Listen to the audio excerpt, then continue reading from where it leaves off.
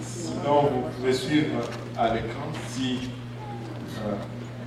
la technologie arrive aussi. 1 Corinthiens 13, 1. Amen.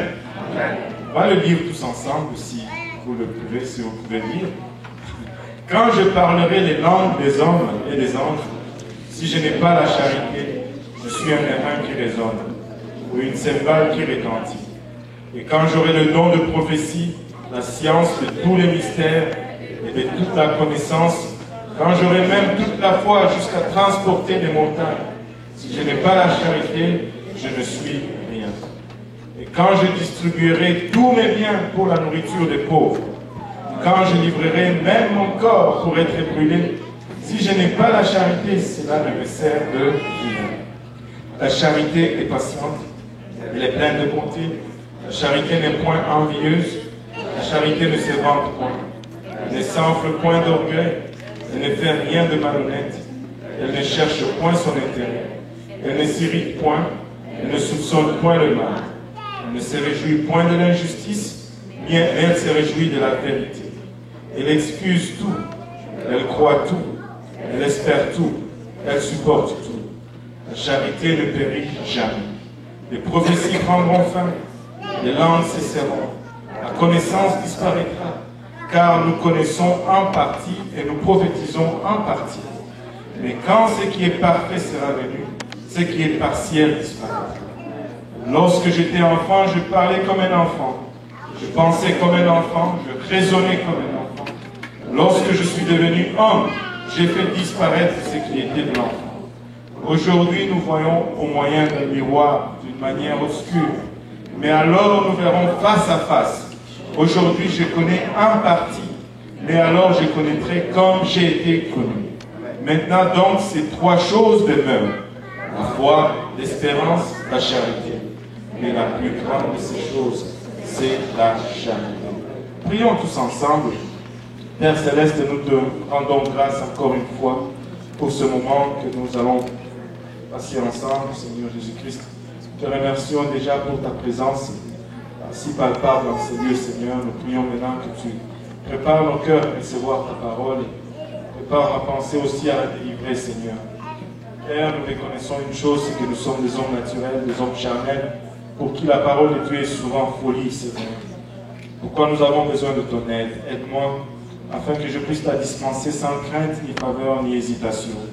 Aide-nous tous ensemble afin que nous puissions la recevoir comme source de vie et qu'elle produise en nous, Papa, des fruits dignes de repentance, des fruits qui nous conduisent jusque dans la vie éternelle. Et avec l'action des grâces dans nos cœurs, nous te prions. Au nom de Jésus. Nous disons tous au nom de Jésus. Au nom de Jésus. Alléluia. Pouvons-nous juste battre nos mains avant de nous asseoir? Juste glorifier le Seigneur.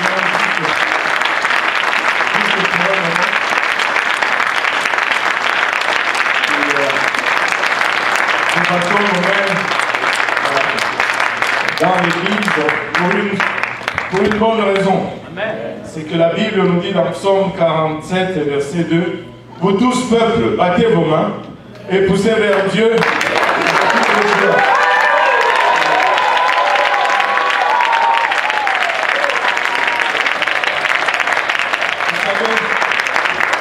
Vous savez, dans le monde, quand quelqu'un marque un but, on bat les mains. Quand quelqu'un amène un beau résultat, waouh, bravo. Mais vous savez, Jésus ne fait que ça, il ne fait qu'amener des résultats, il ne fait que marquer des buts en tout moment, en tout temps. C'est pourquoi nous marquons nos mains continuellement. Alléluia. Gloire au nom de Jésus. Alléluia. Il est merveilleux, n'est-ce pas? Alléluia. Vous pouvez vous asseoir dans la présence du Seigneur et quand j'ai commencé à étudier ce chapitre, je suis allé regarder que signifiait le mot charité vraiment. Il y a plusieurs différentes significations qu'on donne à ce mot. Mais si nous le regardons dans le contexte de notre société aujourd'hui, quelqu'un qui est charitable, on dit c'est quelqu'un qui donne facilement. Amen. Mais ce n'est pas la signification dans ce passage. Parce que nous avons lu un verset que même si tu donnais tout, et que tu n'as pas la charité, ça ne te sert de rien. Donc au-delà de juste être à mesure de distribuer des choses, ce mot charité a une signification encore plus profonde que cela. Certains disent, il y a une définition sur laquelle je suis tombé qui dit la charité c'est l'amour de Dieu dans l'intelligence renouvelée. Au fond, ça devient un peu compliqué parce que on va commencer à se demander c'est quoi l'intelligence renouvelée. Au fond, la charité dans ce verset ici, c'est vraiment le mot amour. Si nous regardons le grec original dans lequel ce passage a été écrit, il y a 3 mots qui sont traduits par amour dans notre français courant aujourd'hui. Nous, en français, le mot amour, nous aimons la pizza, nous aimons nos amis, c'est le même mot, le même verbe, il n'y a pas de mots différents. Mais quand tu vois dans le grec où ce passage a été écrit, le grec étant une langue un peu plus riche que le français, il y a 3 mots du grec qui sont traduits par amour en français. Il y a le mot eros, d'où nous avons érotique, ou l'amour érotique qui est l'amour charnel, qui est l'amour qui est plus vendu dans ce monde qu'on nous expose sur tous les babillards, mais ce n'est pas ce mot-là qu'on retrouve dans ce passage.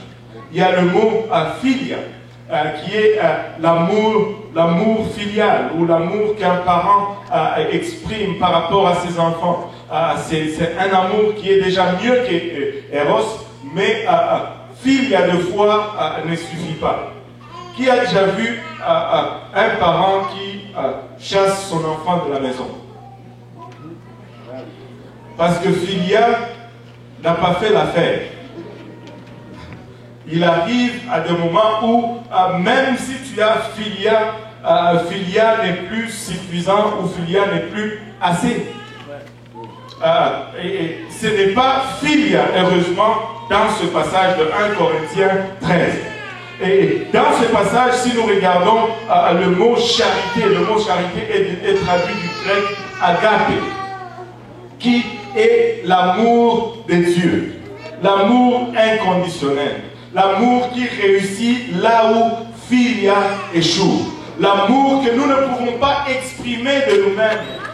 Ça prend de l'aide de Dieu pour que nous puissions aimer agape. Et on va y arriver tout à l'heure.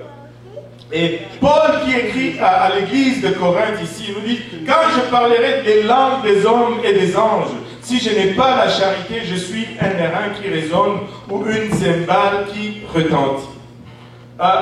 Qu'est-ce qu'il veut dire à cette église? Au fond, Père Paul est en train de les amener à un point où il veut que l'église de Corinthe commence à regarder l'essentiel. Et si tu vois dans ces passages, c'est dans le contexte où il est en train de leur parler au fait de dons spirituels. Mais il dit à l'église de Corinthe, écoutez mes amis, si je veux vous parler des dons, si vous voulez exercer des dons, il y a quelque chose qui est plus important, qui est fondamental, qui doit cimenter, qui doit être la fondation de l'exercice des dons auquel vous aspirez. Parce que sans cela, votre exercice serait vain ou serait même destructif pour vous. Il dit, quand je parlerai les langues des hommes et des anges, si je n'ai pas l'amour, je suis un airain qui résonne. Ou une cymbale qui retentit. C'est-à-dire, je serai en train de faire juste du bruit en vain. Nous devons avoir l'amour de Dieu en nous. Nous devons... Dieu dit dans sa parole, s'il vous manque quelque chose, demandez-le et je vais vous le donner. Et vous savez que nous pouvons demander à Dieu de nous donner de l'amour. Et il va nous donner l'amour en abondance. Et il dit, et quand j'aurai les dons de prophétie, la science, de tous les mystères et de toute la connaissance, quand j'aurai même toute la foi, jusqu'à transporter des montagnes, si je n'ai pas la charité, je ne suis rien. Au fond, si tu n'as pas l'amour, l'exercice de don devient l'égoïsme et au fond le vantardisme. je n'exerce pas un don de Dieu pour servir ou ministrer à la personne qui est dans le besoin, je le fais pour moi-même. Et très souvent, c'est pourquoi nous ne voyons pas la main de Dieu bouger dans certaines situations. Parce que nous prions pour voir le prodige. Mais nous ne prions pas par compassion pour la personne qui souffre. Si nous commençons à mettre d'abord l'amour de l'avant, si nous commençons à mettre d'abord la compassion de l'avant, nous allons voir que nous allons être des vases que Dieu va utiliser d'une façon extraordinaire, d'une façon régulière. Parce que Dieu n'est pas intéressé à faire juste un prodige pour le faire. Toutes ces choses arrivent pour ministrer, pour rencontrer un besoin. Dieu ne va pas faire un miracle pour moi, pour confirmer mon ministère. Même si une seule personne est d'accord, c'est vrai. Dieu ne va pas faire un prodige pour moi, pour confirmer mon ministère. Il va faire un prodige pour rencontrer un besoin. Et si ma concentration n'est pas le besoin, je ne suis pas à la bonne place pour être utilisé par Dieu. L'amour est à la base de tout. L'amour est ce qui a motivé tout ce que nous sommes en train de vivre comme Église. Parce que la Bible nous dit dans Jean 3,16, Dieu a tant agapé le monde. Dieu a tant aimé le monde qu'il a envoyé son Fils unique. Dieu a tant aimé le monde qu'il est venu lui-même et il a souffert tout ce qu'il a souffert. La base de tout ce que nous sommes en train de faire, la base de tout ce que nous sommes en train de vivre, c'est l'amour. Nous devons apprendre à aimer. Et très souvent, nous disons, j'aime quelqu'un et je m'exerce toujours. Et j'observe toujours, je pose toujours cette question quand les gens viennent me voir dans le bureau. Je dis, pasteur, je vais épouser telle parce que je l'aime. Je dis, ok, pourquoi est-ce que tu l'aimes? Et très souvent, on va m'énumérer toutes les qualités. Oh, parce qu'il est gentil, parce qu'il est gentil, parce qu'elle est belle, ou il est beau, parce qu'il est ça. Savez-vous quoi? En général, on n'a pas besoin d'amour pour cela. Si quelqu'un est une bonne personne, tu n'as pas besoin d'amour pour l'aimer. Tu vas juste l'aimer. Mais si quelqu'un n'a pas un bon caractère, c'est là qu'on voit s'il y a de l'amour ou pas. L'amour, c'est pour quand ça ne va pas. Ce n'est pas pour quand ça va. Même le méchant, ils font du bien à ceux qui leur font le bien aussi. C'est vrai. Tu sais, même les plus grands bandits, les gangsters, ils ont aussi des amis, vous savez ça? Ils ont aussi des gens qui leur regardent, ils disent, oh, ils sont une bonne personne.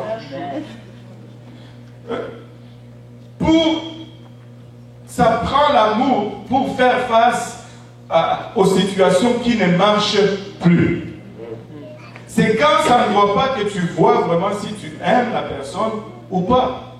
Si l'amour n'est pas là, tu vas dire hasta la vista. Alléluia. Là, je viens de révéler mon truc de sondage. Il faut que je trouve autre chose. Mais nous devons apprendre à aimer. Et si nous ne pouvons pas aimer, nous pouvons demander à Dieu d'infuser de l'amour en nous. Et il va infuser de l'amour en nous. Et regardez, et quand je distribuerai tous mes biens pour la nourriture des pauvres, quand je livrerai même mon corps pour être brûlé, si je n'ai pas la charité, cela ne me sert de rien. Donc ça veut dire que je peux donner tous mes biens. Je peux même faire brûler mon corps pour quelqu'un d'autre sans que l'amour ne soit en question du tout. Sans que, dans une absence totale d'amour, je peux faire tout cela. Et vous me dites, mais pourquoi est-ce que je vais faire tout cela? Il y en a qui sont motivés par la reconnaissance populaire. Il y en a qui sont motivés par l'ego populaire. Il y en a qui sont motivés par l'orgueil. Ou le désir du pouvoir. Mais si ce n'est pas par l'amour, ça ne va pas apporter de fruits. Il dit, au verset 4, il commence à nous donner les vertus ou les qualités de l'amour. Ça, ce sont des choses auxquelles nous devons regarder pour voir s'il y a de l'amour en nous. L'amour est patiente. La patience. Si tu aimes quelqu'un, tu vas être patient. Amen. Si tu aimes ton mari, même si au début il laisse traîner ses chaussettes, à cause de l'amour, tu vas être patient, n'est-ce pas? Amen. Ou vice-versa. L'amour est patient. Si tu aimes quelqu'un, tu vas investir en lui avec patience. L'amour est plein de bonté. Si tu aimes, tu vas exprimer la bonté vis-à-vis de quelqu'un. L'amour n'est pas envieuse. Ah, comment ça, lui, il a ça, moi je n'ai pas. Ça, c'est l'envie. Lui, il roule en Jetta, moi je n'ai pas de Jetta. Ça, c'est l'envie. Quand tu aimes quelqu'un, quand quelqu'un possède, tu es content qu'il possède. Quand quelqu'un réussit, tu es content qu'il réussisse. Quand quelqu'un reçoit, tu es content qu'il reçoive. Tu te réjouis avec la personne au lieu que ça commence à t'échapper. Et pas seulement un content semblant là. Et puis après, tu commences à faire des overtime, des 2-3 travaux pour arriver à la même chose. Ça, c'est de l'envie. L'amour se réjouit avec la personne qui a. Amen. Amen.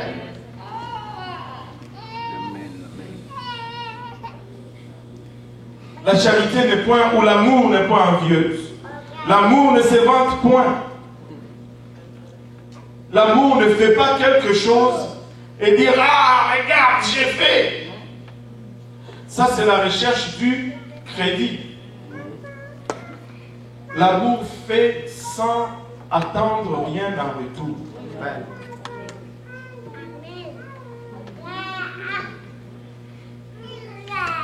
L'amour ne se vante point. Elle ne s'enfle point d'orgueil. L'amour ne fait rien de malhonnête. Si tu aimes quelqu'un, tu vas lui dire en face, n'est-ce pas? Et tu vas lui dire ce qui va et ce qui ne va pas. Amen. Quand ça va, tu dis ça va. Quand ça ne va pas, tu dis ça ne va pas. À cause de 1, 2, 3. Ok, c'est 1, 2, 3, voilà. Il y a 1, 2, 3, mais c'est parce qu'on avait moins 1, moins 2, moins 3. C'est pourquoi maintenant on a 1, 2, 3. Et vous comprenez. Amen. C'est ça l'amour.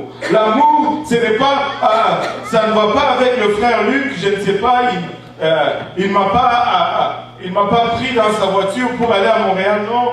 Là, je vais voir le frère Maxime, je lui dis, tu sais, le frère Luc, là, il sourit comme ça dans l'église, mais ce n'est pas vraiment vrai. Ça, c'est malhonnête. Va voir le frère Luc.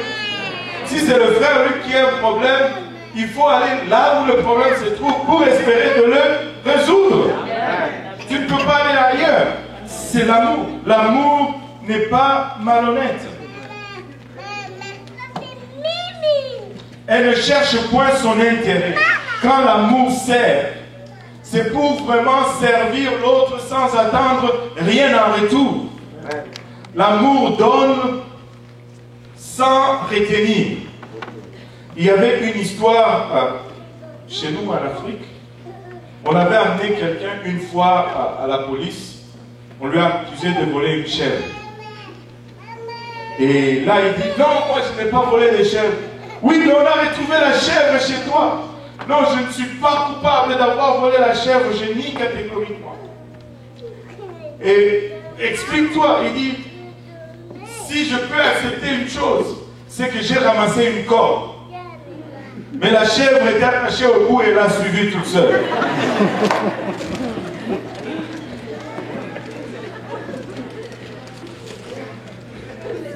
L'amour ne donne pas la chèvre en retenant la corde.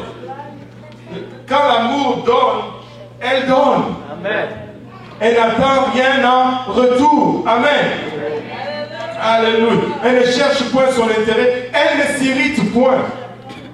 Si il y a un temps où nous manquons d'amour sur ce point-là, c'est aujourd'hui. Avez-vous déjà essayé de conduire à Montréal? Tout le monde est irrité au volant. C'est vrai. Juste tu mets ton clignotant pour changer de voie, les gens se fâchent.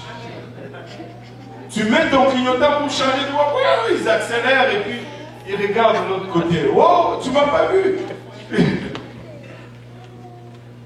Tout le monde est irrité.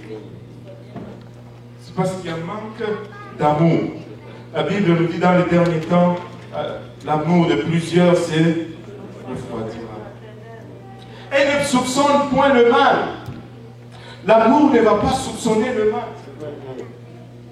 Quand tu aimes quelqu'un, tu as confiance en lui. Et peu importe ce que la personne te dit, tu vas le prendre au premier degré. Si le frère Luc,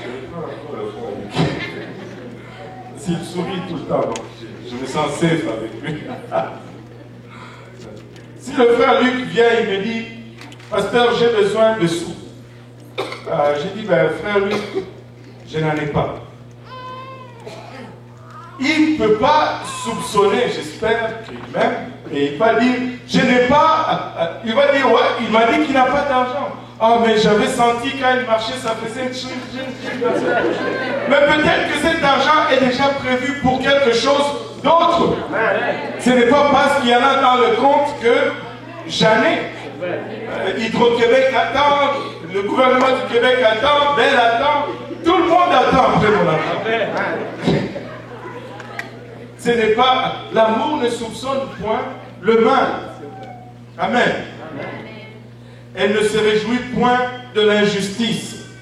Quand quelque chose de mal arrive à quelqu'un, ça lui apprendra. Non, ça ce n'est pas l'amour. Ce n'est pas l'amour. L'amour, non seulement elle n'en vit pas quand tout va bien, mais quand tout va mal, elle compatit. L'amour pleure avec ceux qui pleurent. Et l'amour se réjouit avec ceux qui se réjouissent. L'amour souffre avec ceux qui souffrent. Et partage la joie et la paix avec ceux qui sont en paix et en joie. L'amour ne se réjouit point de l'injustice. Mais elle se réjouit de la vérité. Quand on dit la vérité, l'amour est content. L'amour excuse tout. Wow, ça c'est là où nous n'arriverons pas toujours à le vivre. L'amour excuse tout. Mais alors, combien de tout ne fait pas partir de tout? Rien. Comme on dit souvent, si j'avais une tarte et que je mange toute la tarte, combien de tartes il te reste? Zéro, rien. L'amour excuse tout. Et tu dis, mais comment est-ce que je peux excuser tout? Parce qu'il y a des choses qui arrivent que tu dis, c'est impossible d'excuser, c'est impossible de laisser aller. Mais je te dis, si tu laisses le Saint-Esprit agir en toi, tu peux être à mesure de tout t'excuser. L'amour croit tout, l'amour croit tout. Quand on parle à l'amour, l'amour accepte ce qu'on lui dit que c'est ça. Alléluia. L'amour espère tout. L'amour va toujours garder l'espérance. L'amour va toujours dire, peut-être qu'aujourd'hui ça ne va pas, mais demain ça ira mieux parce que j'aime. Alléluia. L'amour, alléluia. Alléluia. Où est-ce qu'elle espère tout? Elle supporte tout. L'amour va tout supporter. difficiles, on arrive des moments où on traverse des situations, on ne comprend pas, on se cogne à gauche ou à droite, on se cogne les têtes à gauche, à droite. Mais l'amour va tout supporter. S'il y a de l'amour, on va pouvoir s'endurer, on va pouvoir se supporter et on va pouvoir aller de l'avant. Alléluia. Elle ne se réjouit point de l'injustice. L'amour ne périt jamais. Waouh! J'aime celle-là. L'amour ne périt jamais. Quand tu aimes, tu aimes. Quand tu aimes, tu aimes. C'est pourquoi tu vas voir certaines situations. Tu dis, mais comment est-ce qu'elle a pu